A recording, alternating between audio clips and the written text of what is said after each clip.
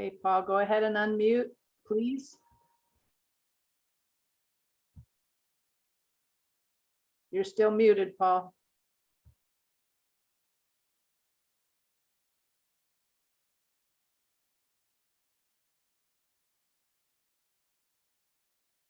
Paul, you're still muted. We've got your screen, but you're muted.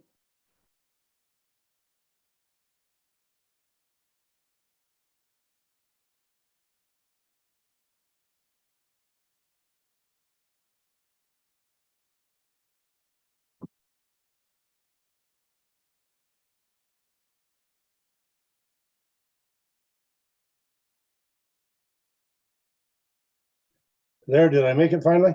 Yeah, now you're unmuted. We have your desktop, but I don't see your slide presentation. Well, let's try the slideshow. Now, you have Grant Wall in front of you? Yes. I attended Don Breshears' Book of Mormon class this evening, and he was on 2nd Nephi chapter 3. And there you have Nephi's lament. His father has died, and you have this beautiful poetic lament that he puts out that is very much like a psalm. And in it, he had several references to his enemies. And I just was hit by that because I had just this last week gotten the shocking news that my former student, Grant Wall, had at the World Cup. Grant has been reporting soccer for Sports Illustrated for many years, and they came to a disagreement because he thought that people ought to be getting paid more, particularly with the pandemic. And so he went out on his own and had enough individual sponsors to keep himself going that way. So here he was at his 8th World Cup, and he got sick. And you can see in the picture that I put there, he's wearing a rainbow shirt. His older brother, I mean, both of these brothers were my students on my chess team. Grant was a Boy Scout, an Eagle Scout, and one that embodied all of the good things that scouting is supposed to embody. And he wore that shirt in part to speak of pride of his brother, who was married to another man. But he was stopped in Qatar because he was wearing that shirt, delayed, missed part of a game that he was supposed to be reporting on. And he also, because he'd been reporting on the abuse of workers on the Qatari sites for playing the tournament. And he particularly, I saw one article where he had asked about the death of somebody just the day before who had been killed by accident in the construction.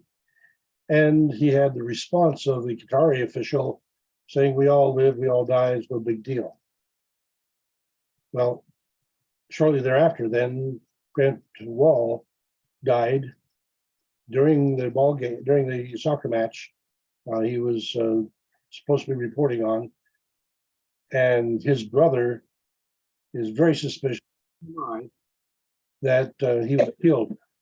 His body just came back to the United States today, and so they'll be conducting. But it put a image in my thinking in terms of what it is to have an enemy. Because if it well, and there's a second a photographer at the World Games who's also died since Grant died, and the fact that he had been doing research on the abuse of the workers in preparation for this tournament, and then had personal interaction with one of the leaders that told him basically that his life wasn't worth much.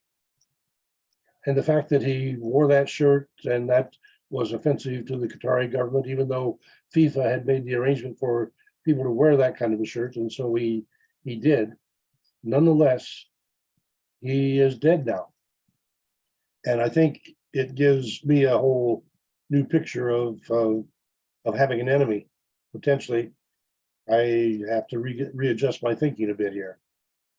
And so I wanted to simply call to your attention that, well, I put the quote there, that death is a natural part of life, whether it's at work, whether it's in your sleep.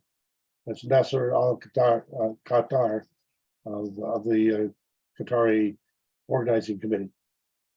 And so it just, well, I mean, I suppose most of you, or some of you at least, have been watching the World Cup, and the fact that this is one of my former students, one of the members of my chess team, a young, very much admire.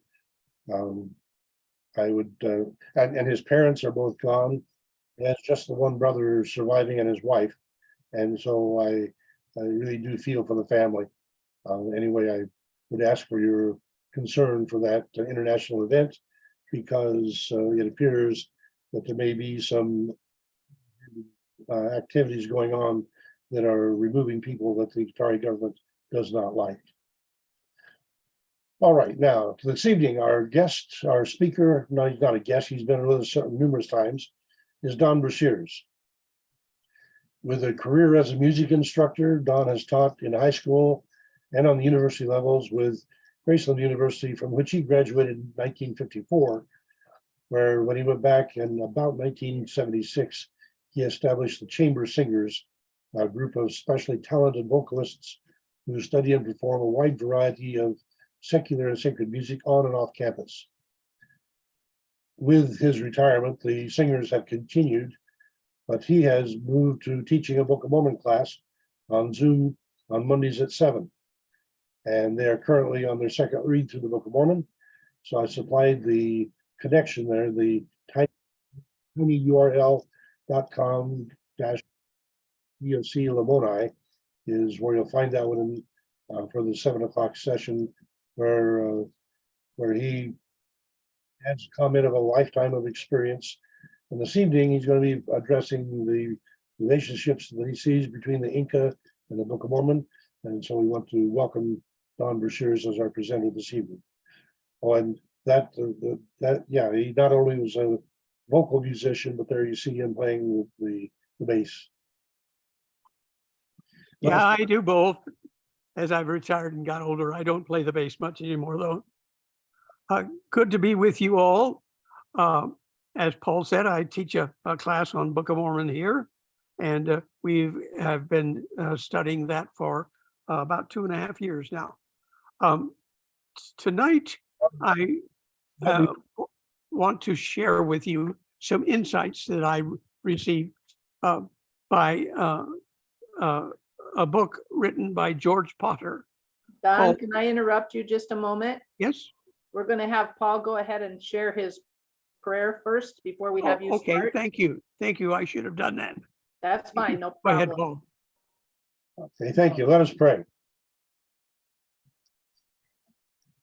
Composer and conductor of the orchestration of the universe, whose symphony transcends all earthly sounds, whose clefs and measures, cadences and syncopations, whose harmonies and melodies know no bounds, who makes the frogs and crickets sing at eventide, the ocean and its denizens percuss with lunar tide, to keep rhythm, the balance of the system, the equanimity of the planet on which we ride. We hear a bit of music in this season as the angels sing. It sounds good, breeds brotherhood, yet of your eternal orchestration, we hear but a vibrating string. So this evening, we hear a bit more of your directing voice, listening for scripture in a land of promise, a land of choice, to appreciate a culture where non-Inca volunteered to join the government, in part because by doing so, they knew their children would have access to a large supply of food. And we appreciate that while the quipu string and knots are a mystery we have yet to understand, They provide a system to communicate from generation to generation across the extensive land. So, like our hearing of the vibration of a violin string, in the context of the music of the spheres, tiny, insignificant thing, we need your blessing to expand our, to embrace your messages embodied within the music of your awesome creation. We ask your blessing on our presenter, Don Breshears, in this season when the celebration of your son, Jesus, as baby appears. We may attune our souls to better hear and internalize the sounds that you have embedded in the orchestration of the spheres of creation in their. We pray in the name of Jesus, who calls us to harmonize together. Amen. Thank you, Paul, and my apologies for jumping out. I should have noticed that and didn't. As I said before, I'm going to show you some parallels between societies in the Book of Mormon and things which I found in the writing of George Potter in the book called Nephi in the Promised Land, that are that raise some questions in me, and I'm going to see if it does for you also. I'm about the easiest way for me to do this. I scanned in some pages from his book, and I will start a share screen and see if we can use that. So here we go.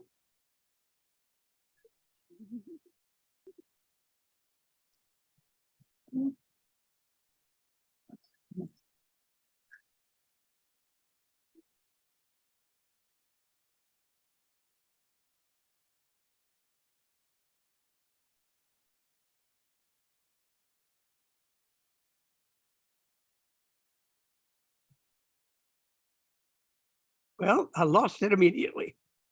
See what we do here.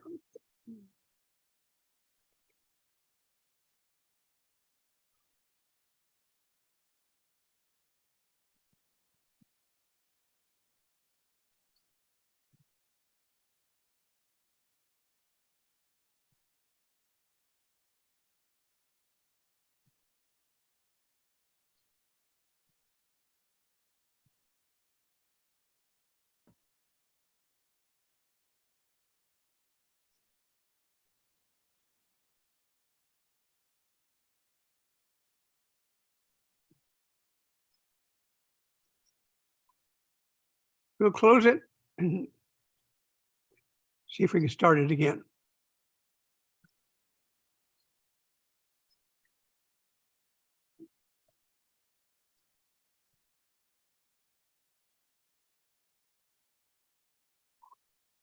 We still see your desktop. Yeah, Yeah, okay. thank you. Well, we'll try a new share.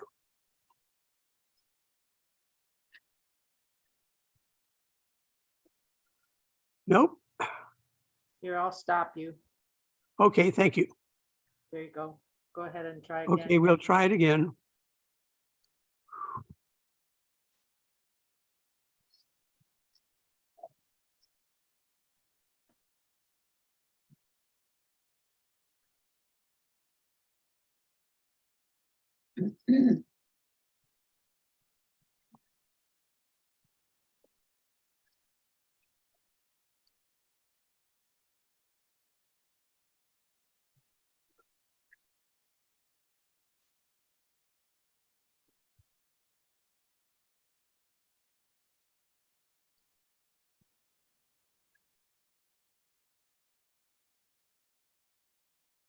There we go.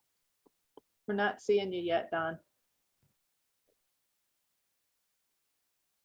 Do we have a share screen there now? No.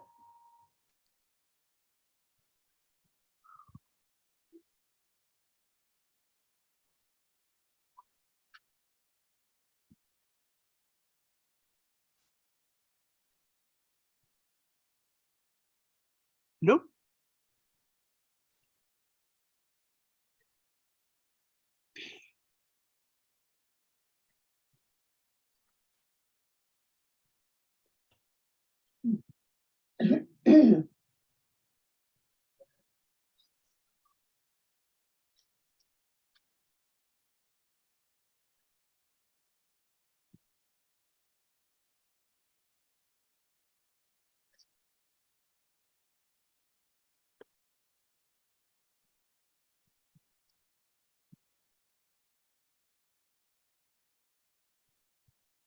While we're anticipating Don being able to get the screen share to work, let me just remind people of some people that are commonly with us that may need some prayerful support.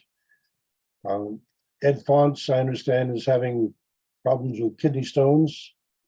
And so he's missed being with us for a few weeks. Rainbow Eagle is visiting his twin brother, and his twin brother is dealing with cancer and preparing to move to the next chapter in life. I understand that Doug McFarlane has had a serious health issue develop and seems to be recovering very well at the last report. And so, but nonetheless, I'm confident that Doug would appreciate prayerful support as well. So there are three. And my understanding from Earl a couple of weeks ago is that Richard Hawks, who we've been praying for, has been on the road to recovery. And so apparently his cancer is being held in abeyance. And so I appreciate that this group has been able to pray together and support one another. And I encourage you to continue doing that. And maybe that's one of the more important things that we can do, reaching across our. Is attempting to reach you on your cellular.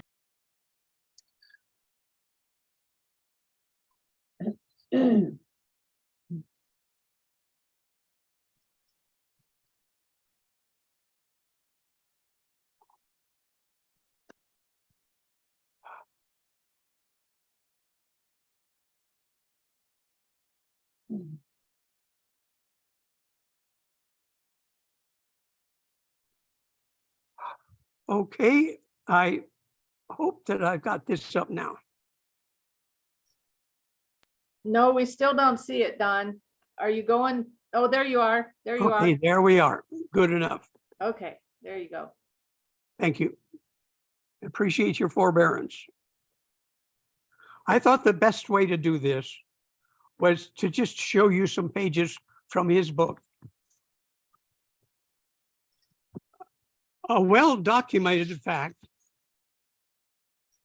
is that the Nephite elite and the Inca elite spoke a private language not shared by their general population.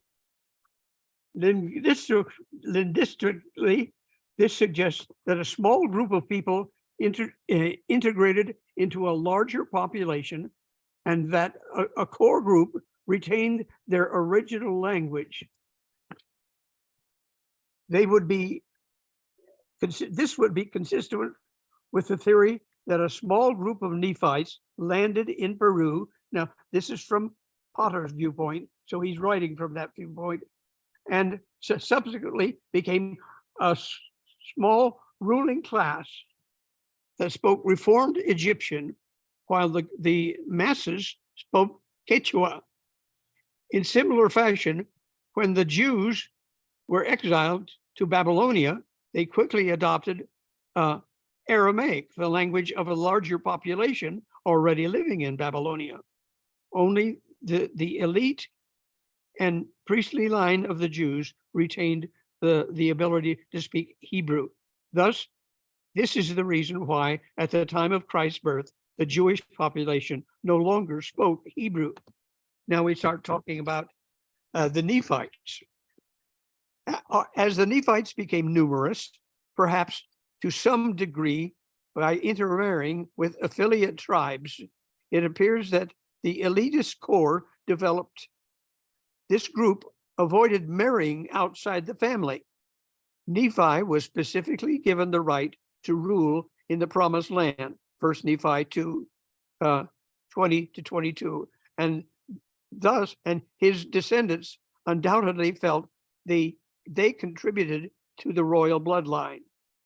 This possibly explains why a descendant of Nephi was selected to be the king, even though the Nephites were outnumbered by the Mulekites in Zarahemla, and certainly the native Indians. It would explain why 600 years later, at the Nephites' darkest hour, a 10-year-old boy is given the Nephites' sacred record, Mormonite 1 and 2. At 16 years of age, the same lad is placed in charge of the army during his nation's last stand. This boy was Mormon, who tells us that he is sober and large in stature. Being serious and tall does not explain why an inexperienced 16-year-old would have been entrusted with the physical and spiritual fate of his nation. However, many historical precedents can be cited of people rallying to war under the leadership of a youthful crown prince who had been mentioned since birth, had been mentored since birth to command battles and lead a kingdom. Mormon gives us a clue that this might have been what happened in his case. Mormon knew that his abridgment of the plates should only contain vital information, yet twice he goes to the effort of recording his own lineage on the golden plates. Mormon must have felt it important that future readers of the record would know that he was both a, quote, pure descendant of Lehi, and that he was specifically a descendant of Nephi. His son Moroni followed the same protocol. Of course, the only way Mormon would have known that he was a pure-blooded descendant of Nephi, a man who had lived 1,000 years before him, is that his family laboriously kept detailed records of who married whom for over a millennium.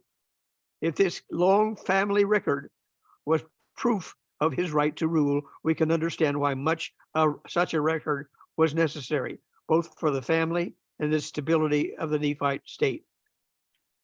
Having to inform us that he was a pure Lehite, Mormon implies that most of the people he ruled over were non-pure Lehites. If this scenario holds true, the Nephite society was probably compounded of three classes of people. One, a small royal family of fair-skinned elite. Two, a blended nobility of natives whose ancestors had intermarried with the Nephites to form close alliances. And three, a darker-skinned populace of the common people. By contrast, Lamanites were a larger alliance of native tribes who were led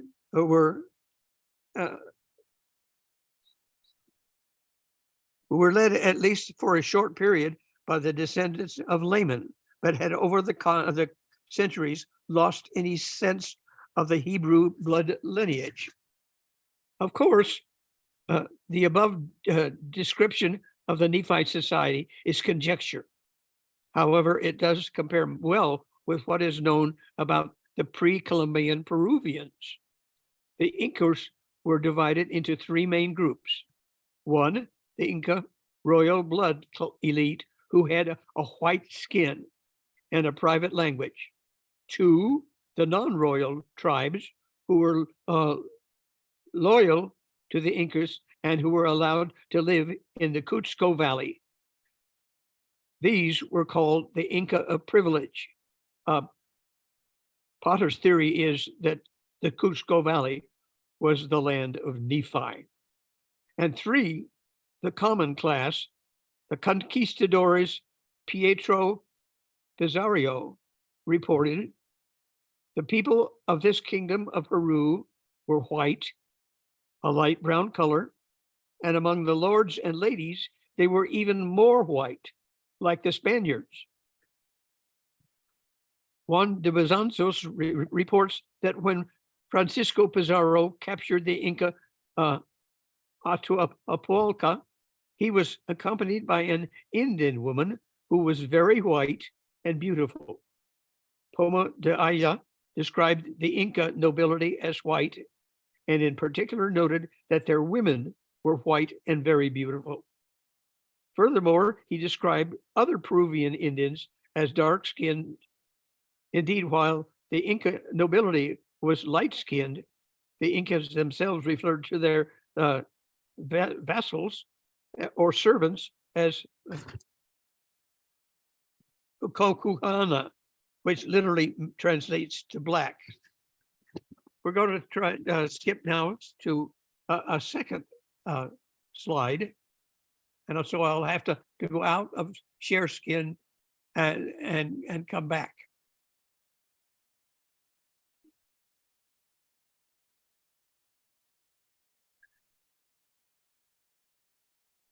Did you want me to stop you? Okay, let me find the next one up.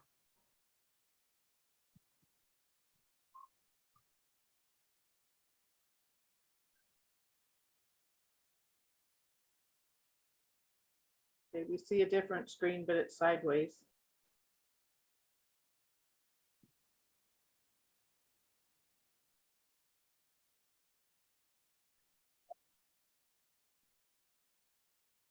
Okay.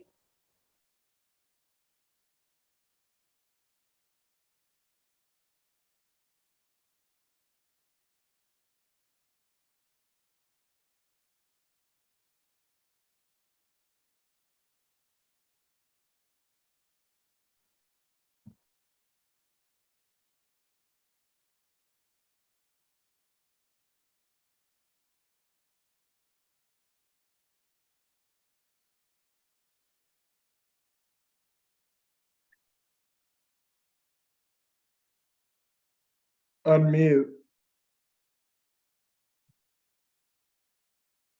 You muted yourself, Don.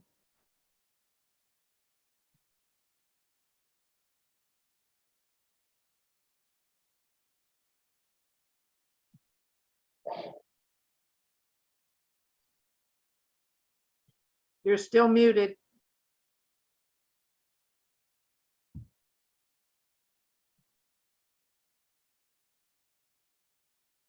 Okay, that should be it. Okay, good enough. An often declared Book of Mormon question is whether or not Nephi encountered native tribes when he arrived in the New World. The archaeological and geographical storyline of the Americas provides ample evidence that it was next to impossible for the Nephites to have occupied the entire Western Hemisphere or any localized part of it without having shared the land and bloodlines with prior settlers. The most recent genetic and archaeological evidence indicates that Native American peoples descended from approximately 1,000 to 5,000 Asians who entered the Americas from the Bering Straits between 10,000 and 11,000 years ago. The assumption that the Nephites and Lamanites interacted with native tribes is referred to as the local colonization hypothesis, or sometimes called the limited geographic hypothesis, with the word local proposing that the land of the Book of Mormon people was limited to a particular region of the Americas and not the landmass of both continents. The LDS Church authorities appear to have endorsed the limited colonial hypothesis, colonization hypothesis when they announced in November 2007 that the introduction to the Book of Mormon would be changed from the Lamanites, were the principal ancestors of the American Indians to the Lamanites were, quote, among the ancestors of the American Indians. Limiting the Nephites and Lamanites to a specific region carries with it some important implications. Michael Whiting of Harvard University writes, the local colonization hypothesis is more limited in scope, includes many more complicating factors from a genetic perspective, is much more difficult to investigate by way of DNA evidence, and in my view, that of the Book of Mormon scholars is a more accurate interpretation of the Lamanite lineage history. This hypothesis suggests that when the three colonizing parties came to the New World, the land was already occupied in a whole or in part by people of an unknown genetic heritage. Thus, the colonizers were not entirely isolated from genetic input from other individuals who were living there or who would arrive during or after the colonization period. The hypothesis presumes that there was gene flow between the colonizers and the prior inhabitants of the land, mixing the genetic signal that may have originally presented in the colonizers. It recognizes that by the time of the Book of Mormon account ends, there had been a mixing of genetic information, that there was likely no clear genetic distinction between Nephites, Lamanites, and other inhabitants of the continent. This distinction was further blurred by the time period from when the Book of Mormon ends until now, during which there was an influx of genes from multiple genetic sources. Moreover, the hypothesis suggests that the Nephite Lamanite lineage occupied a limited geographic range. This would make the unique Middle Eastern genetic signature, if it existed in the colonizers at all, more susceptible to being swamped out with genetic information from other sources.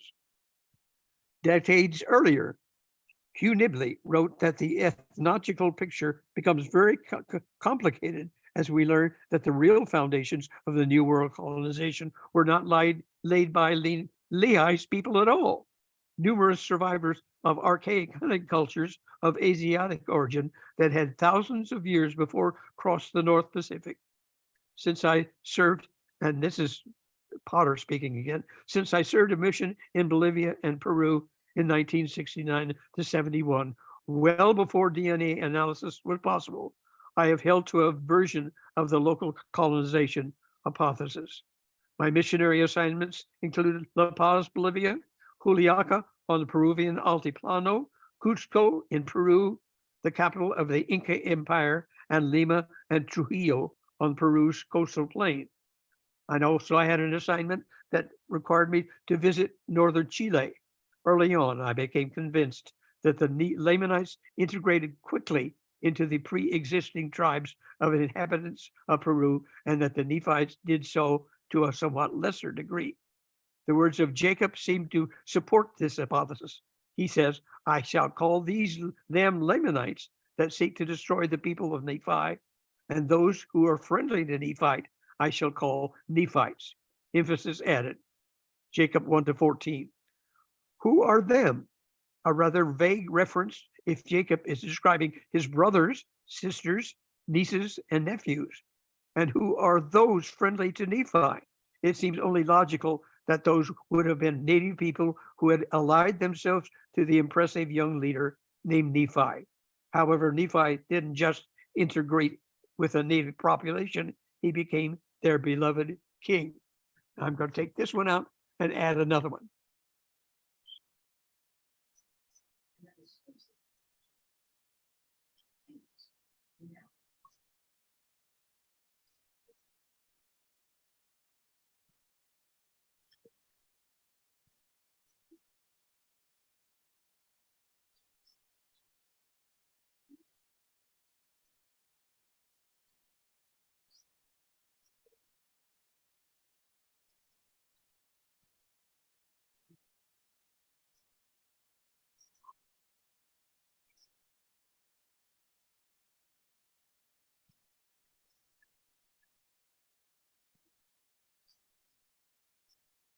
Okay, I've got the wrong one up. That one's the last one we just read.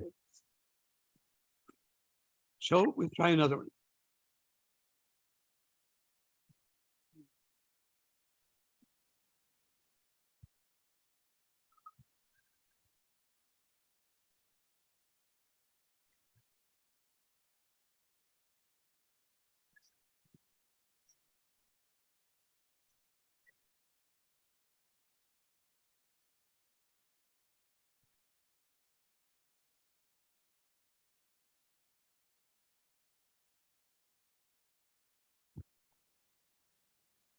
Okay.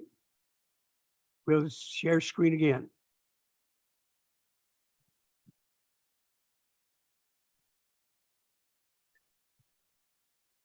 Yep, we see it. Okay, good enough.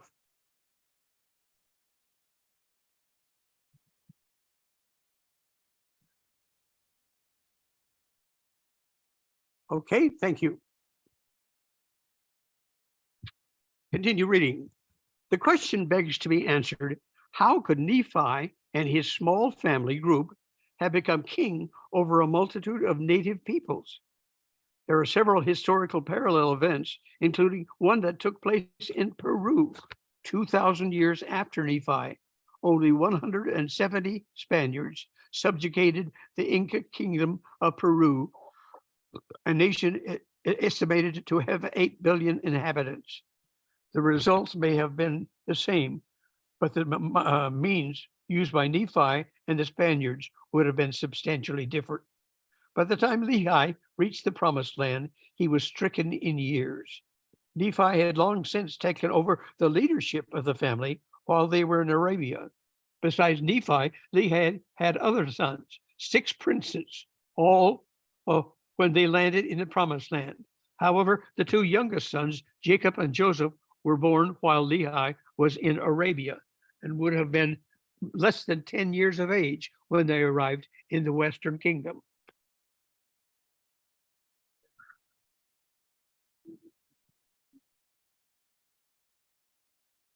In the Western Hemisphere. The 4 elder sons were married men with their own children as old as Jacob and Joseph.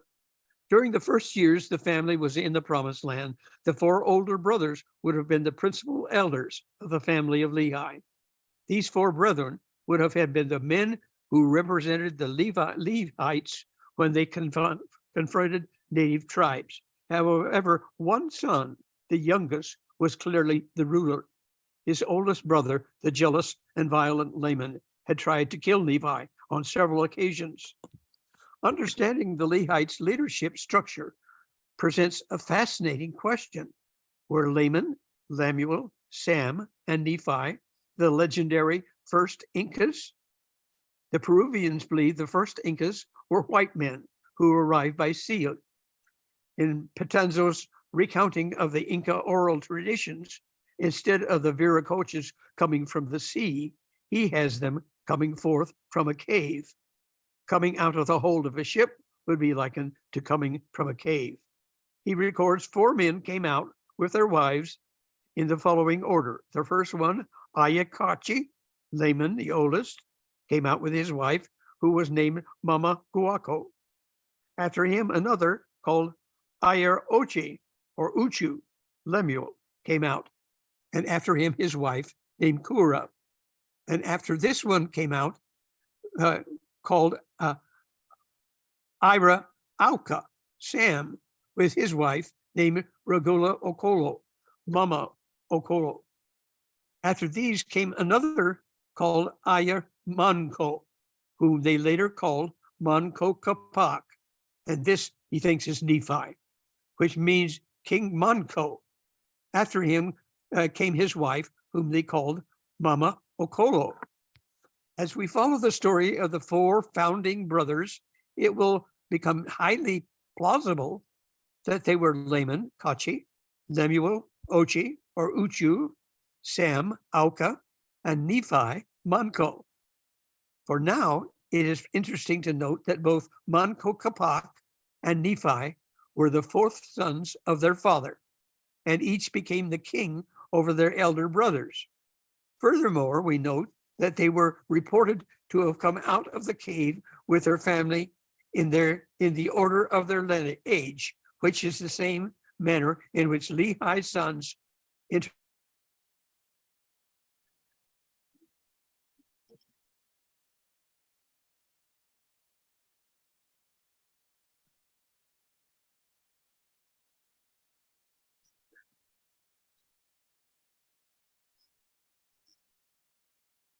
I think you got muted again, Don. I think he's froze.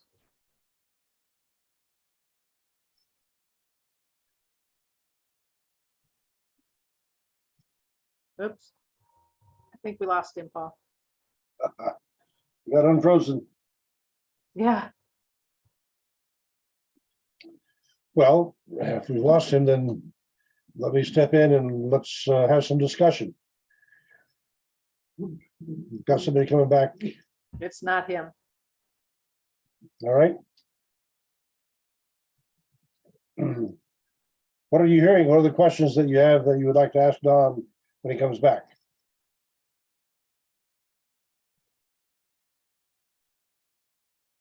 One question I would have for him is he was building on the fact that among the Incas, the ruling class had lighter skins than the others. How, but this is long after the Nephites have been destroyed. So how would he account for Nephites still apparently governing down there? Yeah, that's archaeologically, it's a bit tough because there's almost 1,000 years of gap between the Inca Empire and that of the Nephites.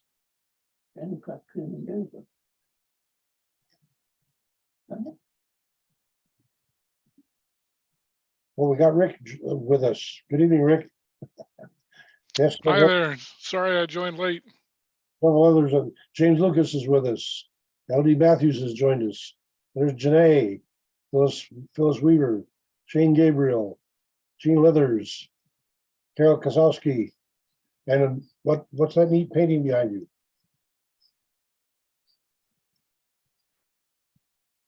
You're muted, Carol. You're still muted.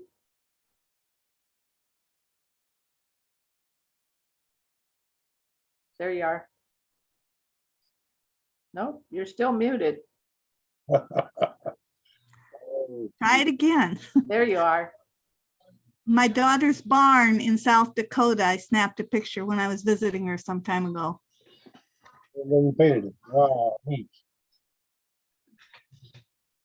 Appreciate your artistic genius. And I'm pleased to see Brian and Rick Kadesic and yeah, I mentioned Rick from the Gospel Tangents.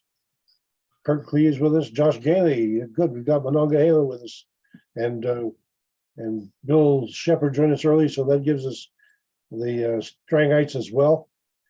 I do want to put in a plug for next week, for the next 2 weeks. Next week, we're having a press conference with Joseph Smith III at Bill Shepard's request.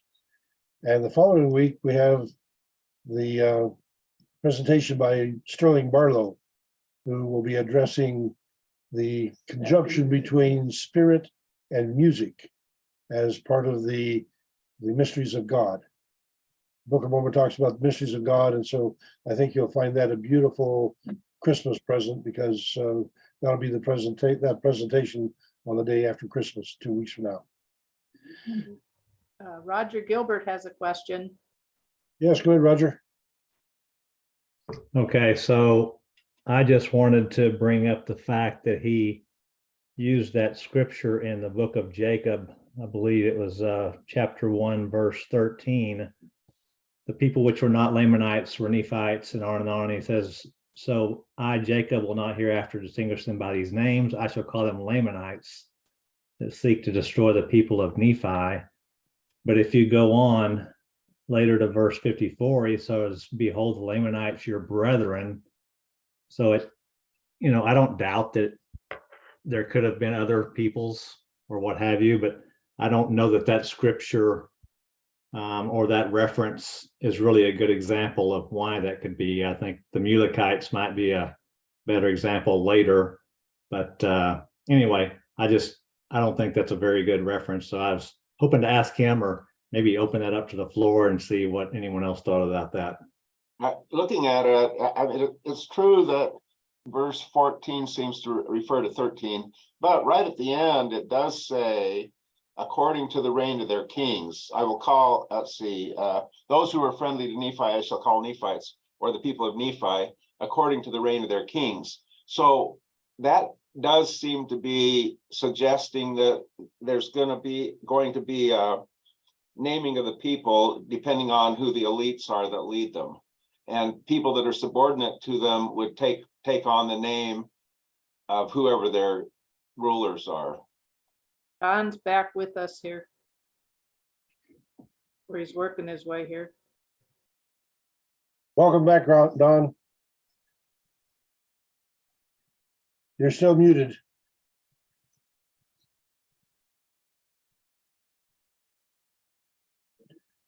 We've just been lining up questions for you, so go ahead and get unmuted and share the screen again if you can.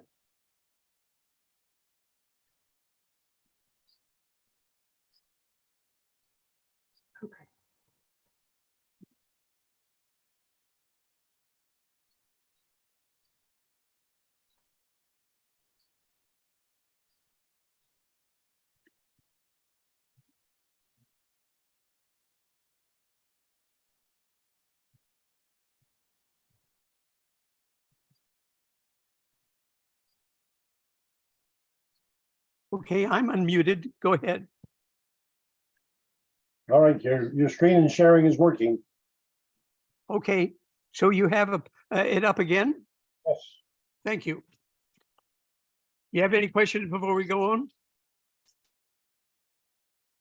Yes, I was wanting to know, how do you reconcile the nearly 1,000 years of difference between the Inca Empire and the Nephite Empire?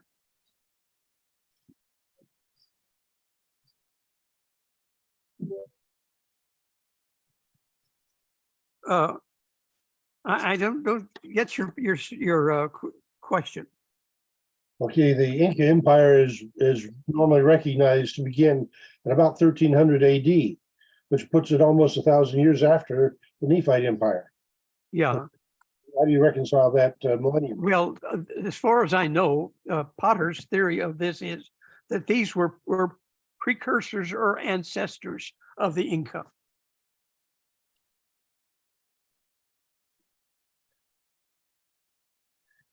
Let's go ahead and finish your presentation, and we'll let the other questions come. Okay. A quick overview of Peruvian lore shows that the eldest Cachi layman was violent and strong. So his brothers evidently found a way to separate themselves from him. Ochi Lemuel died approximately the same time as the separation from Cachi layman.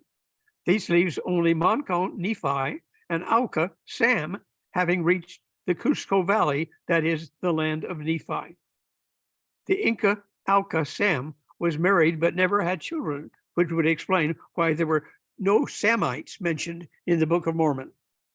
According to the Peruvian mythology, the four brothers were called Viracochas because they had white skin, just as one would expect if four taller Hebrews landed among a shorter native people of Asian origin. The four brothers seem to have made a big impression on the local population. The dress of the Lehites would have made an impression. We know that Lehi had been a wealthy man in Jerusalem, and even though they suffered hardships in the wilderness, they still brought into the desert the trappings of their upper-class lifestyle.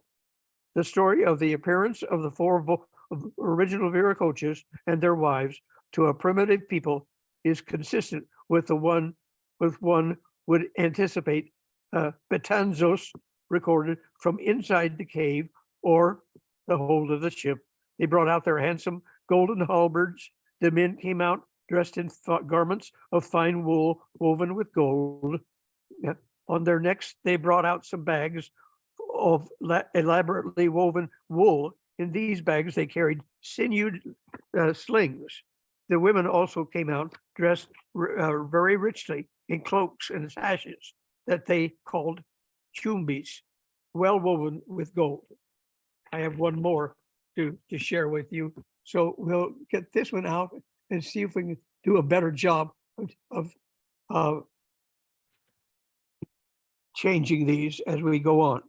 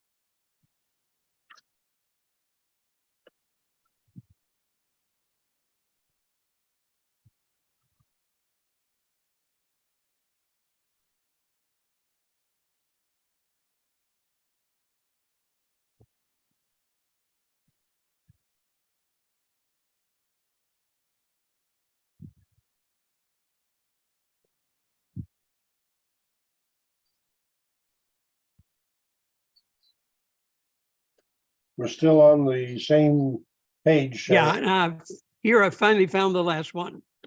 Okay.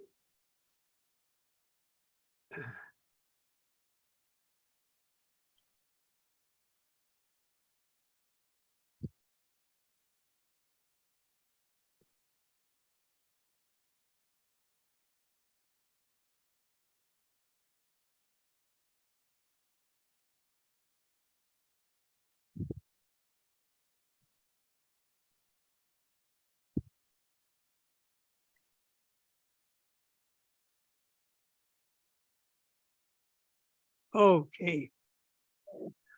Now,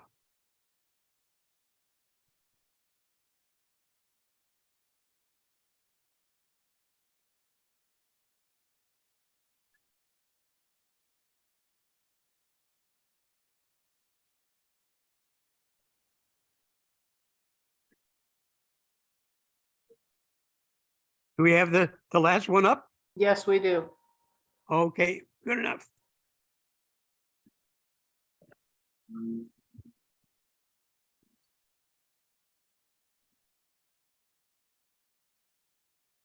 I'll continue reading. Lehi had left gold and silver and all manner of riches, and these had an exceeding great quantity.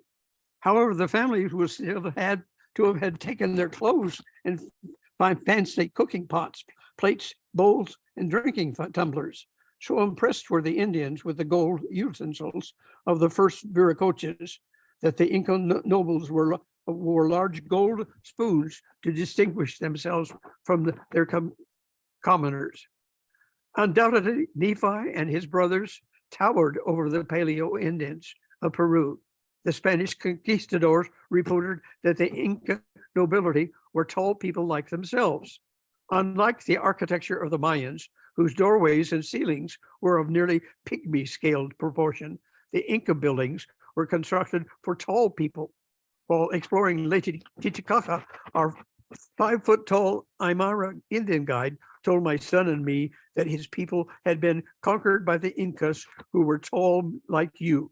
I am 5 feet 10 inches tall, while my son Matthew is 6 foot 2 inches tall. Spanish conquerors wrote that the 4 white brothers and their wives announced to the native Paleo Indians in Peru, "We are born strong and wise. With the people who will join us, we shall be powerful. We shall go forth from this place to seek fertile lands, and when we find them, we will subjugate the people, take the lands, making war on all those who will not receive us as their lords." The Bible recounts the hardships and wars of Moses and the children of Israel faced in acquiring their promised land in Palestine. The Nephites must have experienced similar difficulties, yet the Book of Mormon does not describe the Nephites having faced conflicts outside their own internal feuds.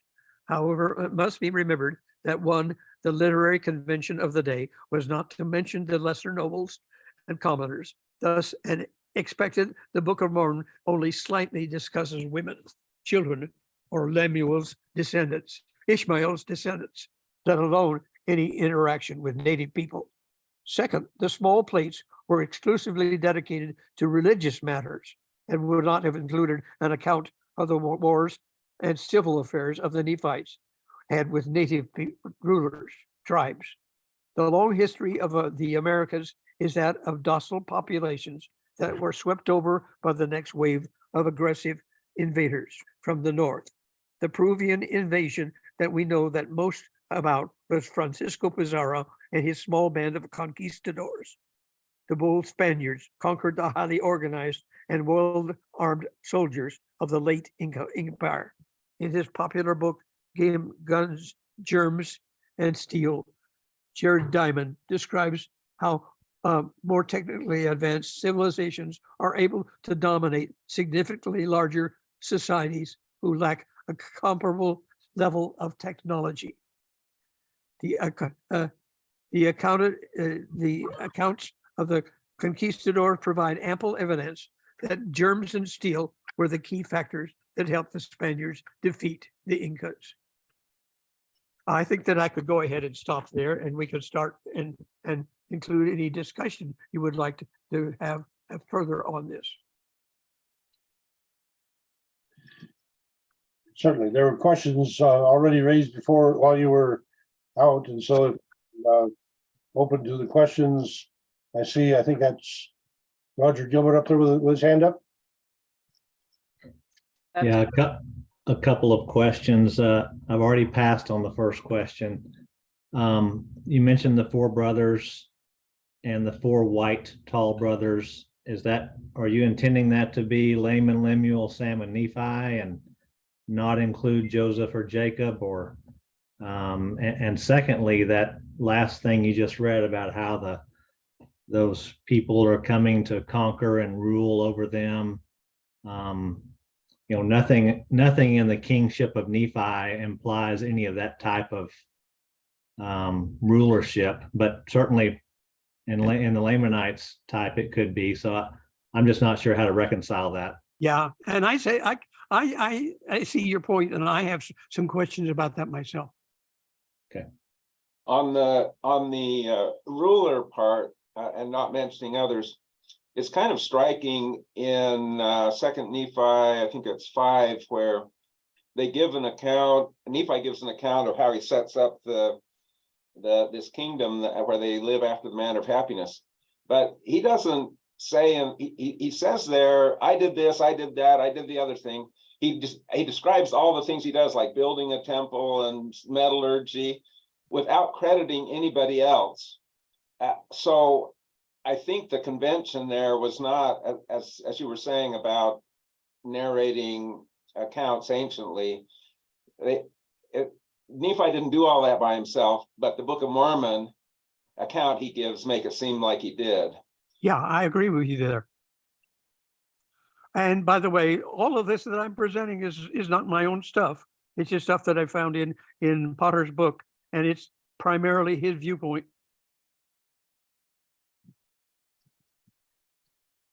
Okay, Rick, looks like you're next. Go ahead, please.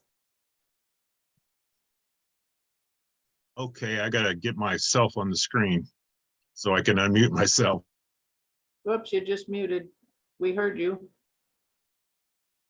Yeah, I had to hold down the space bar and tell you I was trying to get myself back on the screen because I'd taken myself out of the gallery, but you have to have yourself on the screen in order to unmute yourself. Okay, you can hear me now then? Yeah. Yes. Okay, great. Thanks, Don, for presenting. That's fascinating. What is the date on that article?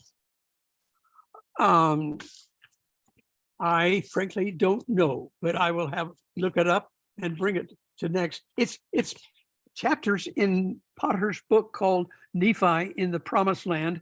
It's published by the Nephi Project. And if you want to find more information upon that, you can go online to thenephiproject.com. Yeah, I think I'll just put in the search Nephi in the Promised Land by Potter and see what comes up after I get done with my question. And page 1 that you had scanned and shown us, it said that they were speaking Reformed Egyptian. I was unaware that was a language that they could speak. And I had a question about that too, because primarily that's a written language as far as I know. Yeah, as far as I know. Another thing, it said that the Jewish people no longer spoke Hebrew at the time of Jesus' birth. And I don't know, what it took, but when he was in the temple reading Isaiah from the scroll, I was assuming it was in Hebrew. And then that was the language of the religion. Yeah, and I think you're right there too. I think maybe what he's trying to say here is that the common people spoke a separate language, but those that are versed in the scriptures certainly would have had to have known Hebrew. Well, the pattern there would be similar to what is true today for both the Muslims and the Jews. The Jews in the United States don't speak Hebrew as their first language, but all their children of the faithful Jews study Hebrew and read the scriptures in Hebrew. Same thing for the Muslims. They learn to read. They don't read the Quran in translation. They read it in Arabic, even though that's not their language.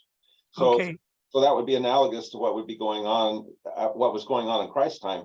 They spoke Aramaic, but they still had their scriptures in Hebrew, and they studied them in Hebrew and learned to read them in Hebrew. Yeah, thank you.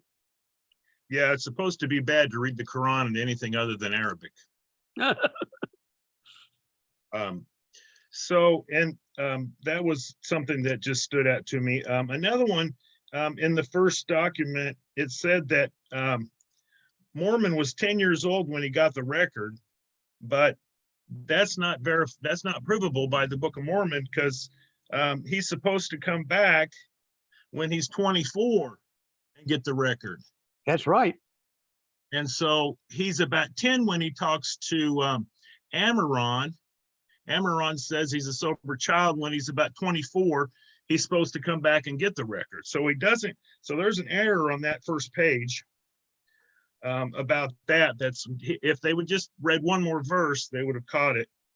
And the 4 white people, I think someone else mentioned it. I think it was Roger. Yeah, Roger.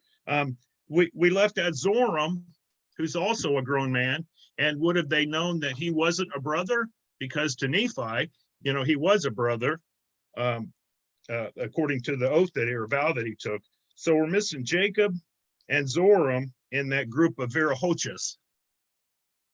And Joseph also. Yeah, Joseph and his younger brother would have been very small because they were just born during the travels. Yeah, Jacob and Joseph. Correct. Oh, okay, yeah, I did put Jacob in there. So at least Zoram was an adult at that point. He might have been the oldest one because he got Ishmael's oldest daughter. Yeah. So, okay. Yeah, that's fascinating. I like learning about others, the Incas, the Mayas, the Aztecs, and their architecture is just fabulous. So I always often wondered, the early Book of Mormon people before, all these, they had maps that included from, like the Panama, that was the narrow neck. And then it gradually moved north and further north and further north, and now it's in the Isthmus of Tehuantepec. So it's kind of fascinating to see those other cultures. And if you read,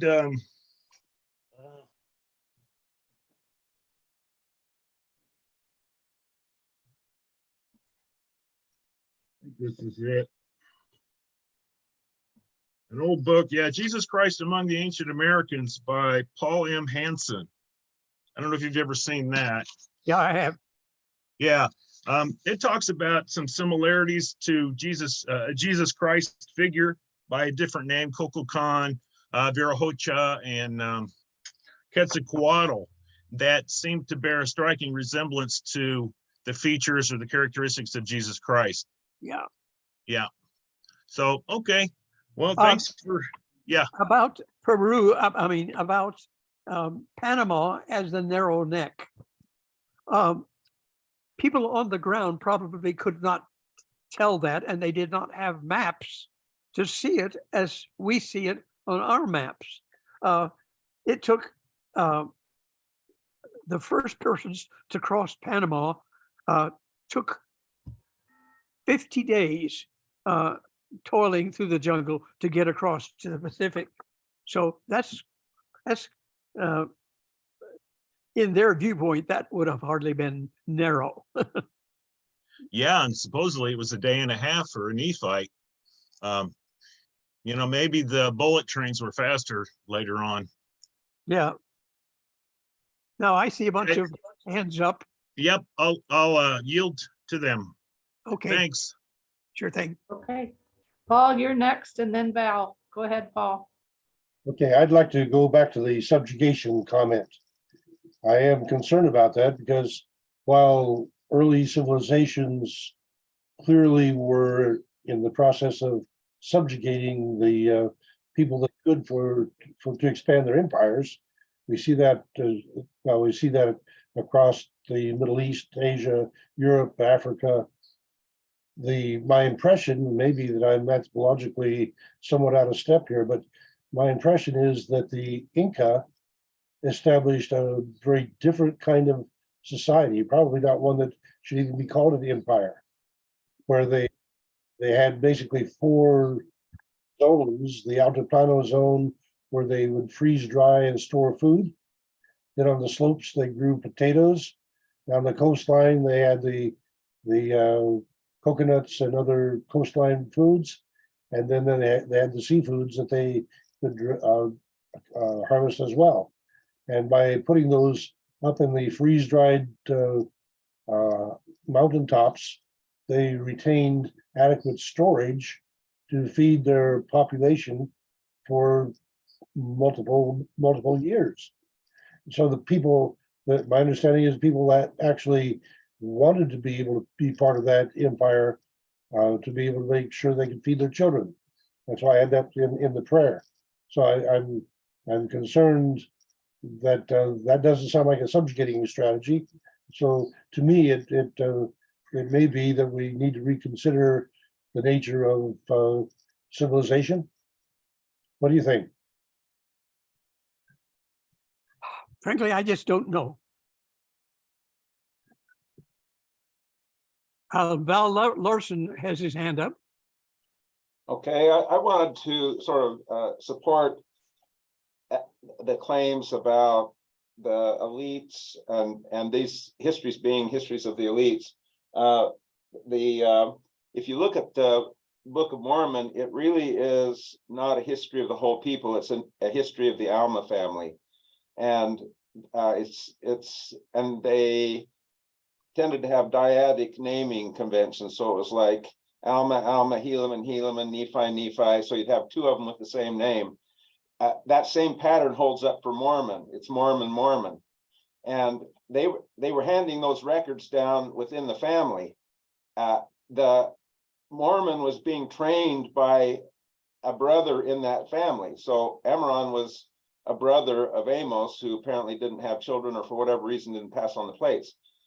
And Mormon had the same name as his father, so he had the same pattern of dyadic name pairs. And Mormon's father left the capital city in the land of Bountiful at the time of a big war that was down in the south, and headed down south. And that's when Mormon went down with him at age 10 and observed things. So him receiving the sort of command position at 15 would be a logical thing to happen if his father had been the leader in the successful war that's described there when they go down south. And that's the kind of thing that a sort of commanding general would do. And it seems that there's evidence there that Mormon was part of the first family, a collateral line in the first family of the Nephite governing structure.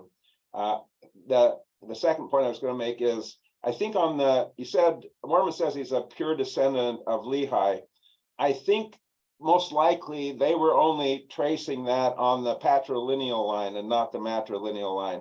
Yes. There's pretty good evidence if you go back in that it would have been political malpractice if, when King Mosiah became king over the Mulekites and the Nephites, he didn't marry into the Zarahemla's royal Mulekite line. And it's actually evidence that happened, because the people weren't that resistant to being governed by Ammon, Aaron, Omner, and Himni, who would probably have been at least half and maybe 3/4 Mulekite. But as soon as Alma took over, the kingmen rebelled. So the Mulekites had Davidic lineage. They were descendants of David. And so would Ammon, Aaron, Omner, Himni be if either Benjamin or the first Messiah had, or the second Messiah for that matter, had married a Mulekite. But Alma was a pure descendant of Lehi. He was part of the group that had gone back to the land of Nephi, so they probably didn't mix in with the Mulekites.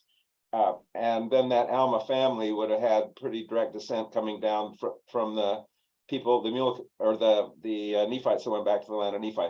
So I'm just saying there's a lot of support for the claims that are being made as far as this being a kind of royal or first family history. It's not really a history of all the people, and that seems to be the way they thought, and it's the way ancients in general tended to think. Yeah. That's my comment. Brian Stubbs, your hand is up. Yes, I find it very interesting because as far as the legends getting passed down, they can change a lot. You know, they can have some kernels of truth that get changed through the ages. And so where it doesn't align exactly with our idea of what kind of a king Nephi would be and so forth, you know, more militant culture would tend to make it more militant. But what I find interesting is the language situation. As many of you know, Uto-Aztecan has the best evidence for Lehite language, in fact, descended from the Nephite-Mulekite merger. But what's interesting is that in the Book of Mormon, it talks about some of those Nephites launching into the West Sea and sailing to the land northward, which my idea and many people's geography is southern Mexico launching the West Sea. And 29 of the 30 Uto-Aztecan languages are on the west coast of Mexico or come out of the Los Angeles area. All of them do, except for all the dialects of Aztec. Now, in that same place down in southern Mexico, John Sorensen has shown, has brought up evidence. In fact, I discuss it in my book, evidence that not only from that spot that they probably launch, it is on the west coast, launch into the West Sea and go northward, but also there's archaeological evidence of launching from that spot in southern Mexico and going to Ecuador, just above Peru. And the language situation is there are 160 language families in the Americas. Uto-Aztecan is the one that has the best, and there are a couple in the Eastern United States. Uto-Aztecan went northwest up the west coast to the southwest United States. A couple of them went up the east coast, but there are 5 or 6 language families in northern South America, and Quechua is one of them. It doesn't have as much as Uto-Aztecan, and so they've mixed with something else, a whole bunch. But nevertheless, there are some things in Quechua that match very well with what's in the Los Angeles area, as if, or suggesting that both of those sailed out of southern Mexico. One went to Ecuador and one went to Los Angeles area. And because they have some of the same things that all the languages between don't have. And so that's very interesting. So all of these things about Peru having Nephites sets well with me, although we need to understand that yeah, they mixed with a whole bunch of other stuff. And even though the Inca Empire didn't start till about the same time as the Aztec Empire, actually, but hey, their ancestors were there all the time. And we got to keep in mind that all of these people mixed with a lot of Jaredites, plus Bering Strait, Asiatics. I mean, they've mixed with a lot of things in the Americas, but there'd be a whole bunch of Jaredites, probably more Jaredite blood in the Americas than Lehite, just because, not all of them, they're spread so far and wide that at the final destruction, not all of them even got invited to the final war, didn't even know about it, didn't even hear about it until who knows how long after. And so yeah, I find it very interesting.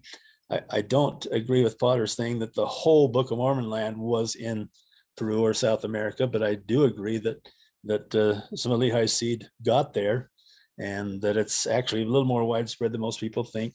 Although again, it's a minority, a small minority among all language families. So I find this interesting. But again, it's just one part of the picture in my mind anyway, but yeah, it's all very interesting. James Lucas, hand up.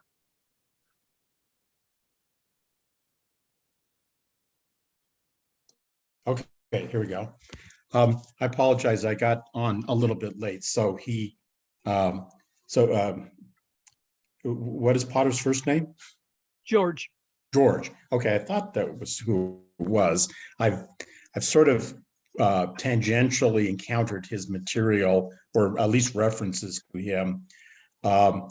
You didn't have the dates when they asked before, but he was circa about what decades? I mean, is this the 50s, the 60s, the 70s? Can you tell? That's a question to you, Don. I frankly, I don't know. Can't answer that Okay. question. I do Okay, know that he worked as an accountant in Arabia and did a lot of his travels during his vacations over there. okay. So anyway, so he may have addressed these issues in the earlier part of your presentation or what you're reading and I missed. But is he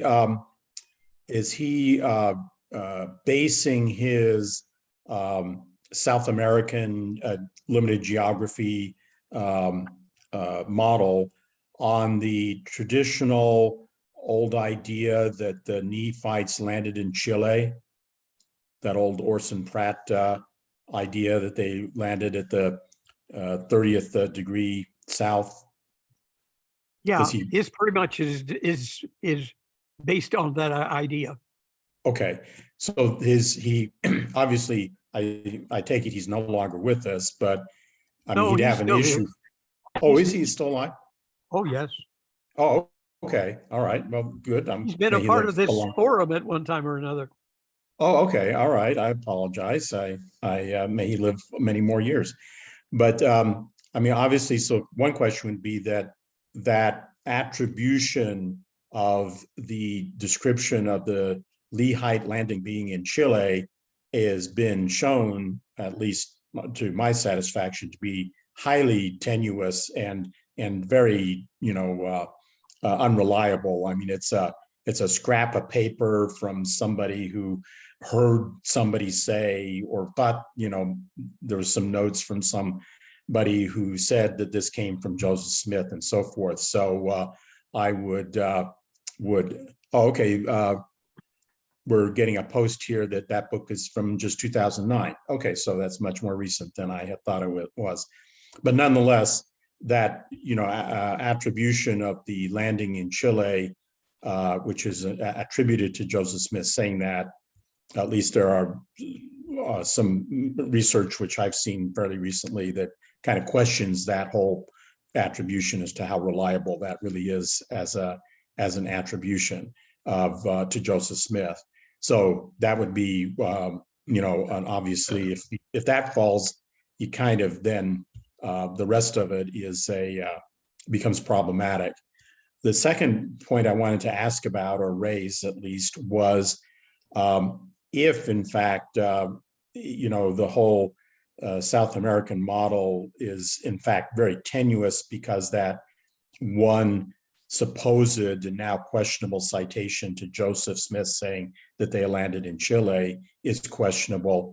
How possible, I mean, is it, and this may be a question that none of us can answer, that those stories of in the Inca heritage of the four brothers were imported from someplace else? In other words, how likely is it, or probable is it, or that there was diffusion within the Americas, and that those stories came down to Peru from Mesoamerica or even farther afield, where the actual real Lehigh party landed, but because of cultural diffusion and cultural influences over the many centuries, those stories got carried down and built into the Inca history. So I don't know if you have any views on that, but I just kind of think that's a question that we need to ask to see if we still could view this as being valid, if in fact the Chilean landing is not really is kind of a shaky foundation to base it all on. Okay, thank you. I'm going to pass it back to Paul, whose hand is up now.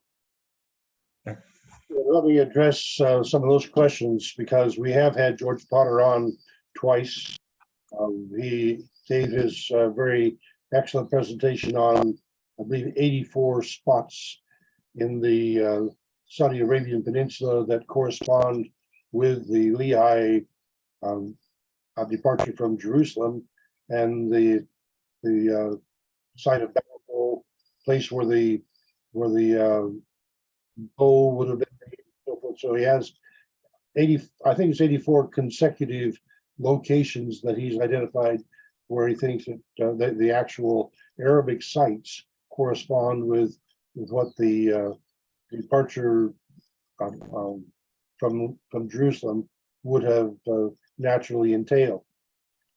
I agree, the Chilean coast idea is pretty tenuous, but there is one area of strength for Potter's pursuit that I think merits special attention, and that is the discovery of the city of Caracal. And here you're dealing with the earliest, now determined undoubtedly the earliest cities that we have in the Americas, dating back to perhaps 2500 BC, putting them a full 1,000 years ahead of the Olmec. And the idea that we may have actually had an urban development that early in South America. And then in the slides that I showed with the prayer, I showed one picture of Sacsayhuaman, where you have this remarkable fitting of the stones together. These are huge stones that are cut and placed with such accuracy that you can't slide a knife blade between them. And the nature of that kind of lithic technology is largely, well, it is unmatched through the rest of the American prehistory. And so to be able to see these remarkable technological developments in very early sites in South America does support his claim that that may very well have been influenced by the Jaredites. So I'd like to highlight that we want to invite George back again, but Don is the only one that has volunteered to present, trying to show these connections between the Inca culture and that of the Book of Mormon. And so I appreciate, Don, that what you've jumped into here is not something that's very popular. On the other hand, I think there may very well be some important lessons for us to retrieve from it. And what Brian Stubbs had pointed out, that there appears to be a Quechua connection that's most interesting. And the simple fact that we have these very early sites with very early technology that appears to be possibly related even to Sumer is an intriguing prospect for us to have further research on. So there are some elements of this that I definitely think merit future study. And if I could just interject one point, both Brian and you have also just mentioned the idea that some of these sites and so forth could be of Jaredite origin as opposed to Lehite. And I think that's something we need to always remember, because I'm also one of those who believes that the Jaredites were spread throughout the Americas, that most Native Americans are have significant or perhaps are primarily of Jaredite origins, that the account of the destruction in the Book of Ether is limited only to one particular Jaredite nation. And as we kind of pick at the Lehite connections in places like whether it's Mesoamerica or the northeastern United States or wherever, and I think another fertile field of study is the Jaredite heritage of the Native Americas, and because that could be pervasive. It could account, as you just said, for these wonderful cities in Peru and for many other things. So I think that's would be a fertile field for further study to help us understand about all of the Book of Mormon peoples, which would include all the Jaredites. So anyway, that's my little editorial. Well, thank you for that reinforcement. I would warn you that I prepared, in the case that Don was not able to get his computer operational, I prepared a list of about 40 questions about the Jaredites that are interesting questions that non-Mormons would raise and do raise. And so the idea of Jaredite influence is something that is particularly interesting to those of us that are believers. But there's an awful lot of questions about the Jaredites from the non-believers that who addresses. So, but that's another topic, another study, another perspective that we'll need to pick up on another day. Sure.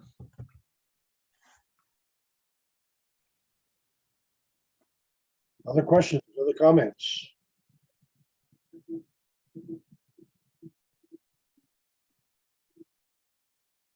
Shane, do you have your hand up or no?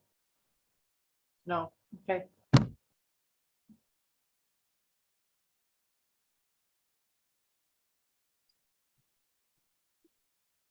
Hmm.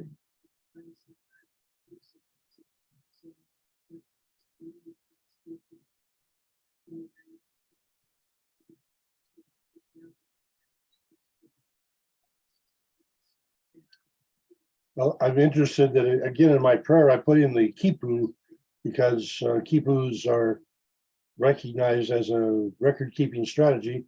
Don, I'm interested if you have any information about the Kipu as a communicating device. I've read about it, but that's all. Well, with multicolored strings and dozens of different knot types, then clearly it is a bit like a secret language. In fact, it appears to be fundamentally a secret language.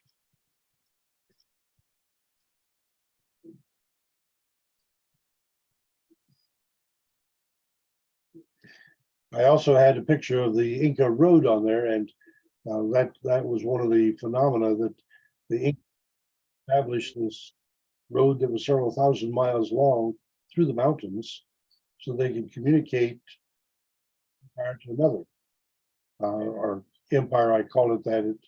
It may be that it was an empire. On the other hand, I like to consider it more of an economic trade zone. But again, what a fascinating expression of their genius, that by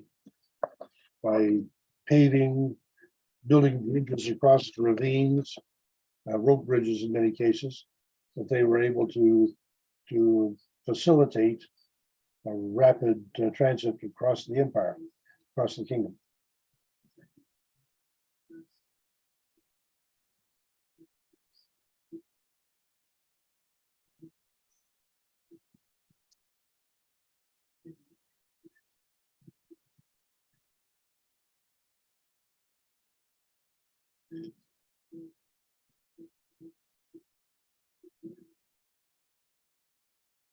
Well, if there's no other questions for you or comments, then let me thank you, Don, for your presentation.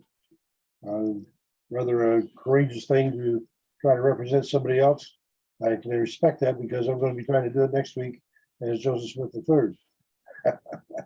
And we'll see. We'll see if my representation of him can hold any favor for you, and that'll be a little bit different because I will intend to. Well, I'm working on developing his beard, but the idea of having represent questions to them, I intend to focus primarily upon his younger years because we have Steve Smith coming. I like but I'll presume to take on whatever questions you come up with. But I think probably what we'll do is just use the hand raising strategy, and Deborah and I will be calling on people for those questions. But such a fascinating character that served as patriarch for the RLDS Church for 54 years. But his childhood and the influence of his father and his mother, his stepfather, there's an awful lot of background there that I think is worth exploring, because he had an awful lot to go through in order to be able to get to where he was. And then for Christmas time, we have Sterling Barlow on his marvelous presentation on music and the spirit. And we get into January then, and so that the next two will finish it out this year. We have Whitney Hornig coming and Jonathan Neville coming first 2 weeks of January. And so we're filled up into February, and I'm looking forward to another good year of Book of Mormon perspectives. And if there's no other questions, then I should probably ask Don to do the singing because he is the vocalist. Let's sing goodnight. Okay. Please. Good night, the Lord is watching over you. Good night, his blessings go before you. Good night, and we'll be praying for you. So good night, may God bless you. Good night. Thank you.